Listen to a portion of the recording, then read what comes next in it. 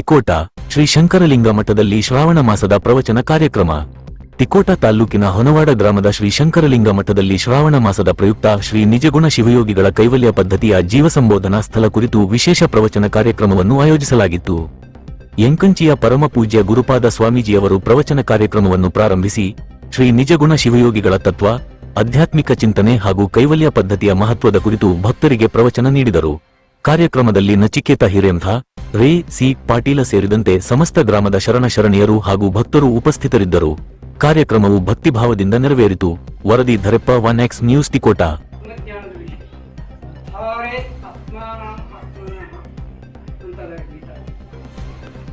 ಆತ್ಮಜ್ಞಾನ ಅನ್ನೋದ್ರೆ ಅವರಿಗೆ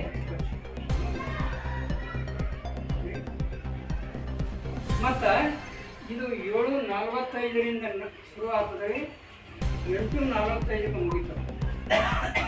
ಇದು ಪುರಾಣ ಅಲ್ಲ, ನೀವು ಗಮನಿಸಬೇಕು. ಇದು ಪ್ರವಚನ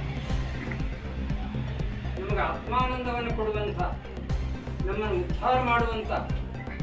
ಪ್ರಸಾದೇ ಸರ್ವ ದುಃಖಾನಾಂ ಹಾನಿರ ಶೋಕಜಾಯತೆ.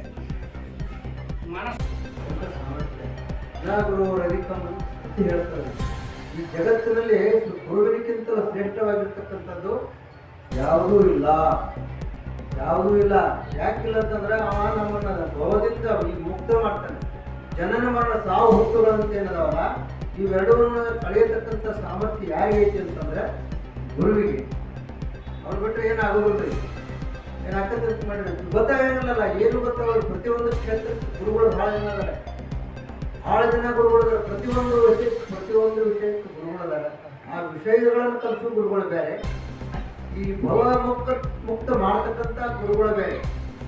ಜನನ ಮರಣಗಳ ದುಃಖ ಬಿಡಿಸ್ತಕ್ಕಂಥ ಅತ್ಯಂತ ದುಃಖ ನಿವೃತ್ತಿ ಅದು ಹೆಂಗೈತೆ ಅಂತಂದ್ರೆ ತಾತ್ಕಾಲಿಕ ದುಃಖ ನಿವೃತ್ತಿ ಬೇರೆ, ಅತ್ಯಂತ ದುಃಖ ನಿವೃತ್ತಿ ಬೇರೆ.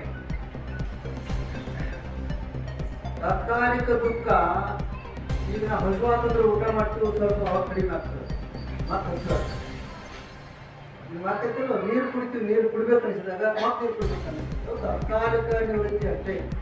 ಒಮ್ಮೆ ಆ ಜ್ಞಾನ ಪಡಿತು ಅಂತಂದ್ರೆ, ಆ ಸ್ಥಿತಿ ಅವನು ಪಡ್ಕೊಂಡ ಅಂತಂದ್ರೆ ಅವನಂತ ಸ್ಥಿತಿಗಳೇ ಯಾರು ಇಲ್ಲ ಜಗತ್ತಿನವರು. ಅವನಿಗೇನೆ ಅವ್ನ ಸಮಾನ ಯಾರೂ ಇಲ್ರಿ. ನೀವೇನ ಎಷ್ಟೋ ಬೆಳೆಸಿರ್ಬೋದು,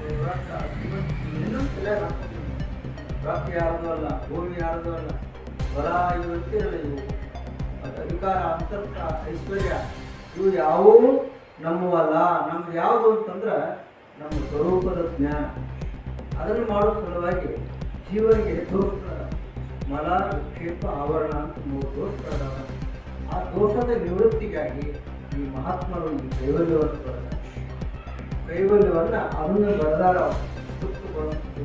ಪಾರಾಗಲಿ. ಇದಕ್ಕೆ ಅವ್ರಿಗೆ ಯಾವುದಾದ್ರು ಒಂದು ಕಥೆ ಬರೆಯೋದು ಪುರಾಣದ ಓದಾಗಿ ಬರೋದು ಅವ್ರಿಗೆ ಹೇಳಿ ಅವರು ಬರೆದ ಭಾಳ ಪುರಾಣ. 18 ಪುರಾಣದವ, 28 ಆಗಮಗಳದಾವ, 4 ವೇದಗಳದಾವ.